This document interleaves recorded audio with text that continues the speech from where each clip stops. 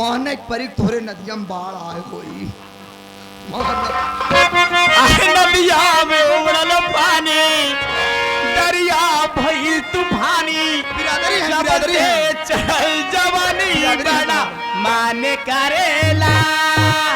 प्यार करे के हो बड़ा मन करेला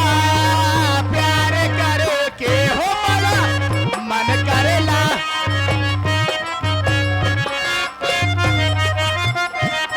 नदिया में उमड़ल पानी दरिया भइल तूफानी जब से चढ़ल जवानी बड़ा मान करेला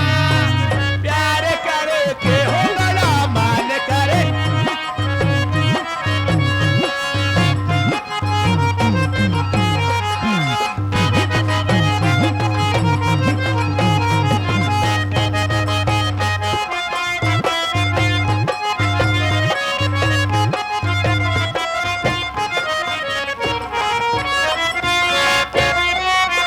ए गुरुजिया ए हीरो होंडा पे हमा घूमई थी सांगे सिनेमा देखई थी केहू दिलदार हमरा मिल गई थी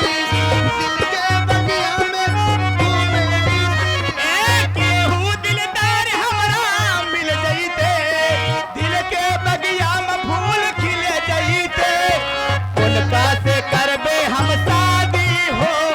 पूरा होते मन के मुरादी हो ए गुरुजिया जकरा चढ़े जवानी उहो करी मनमानी बड़ा मान करेला प्यार करे के हो बड़ा मान करेला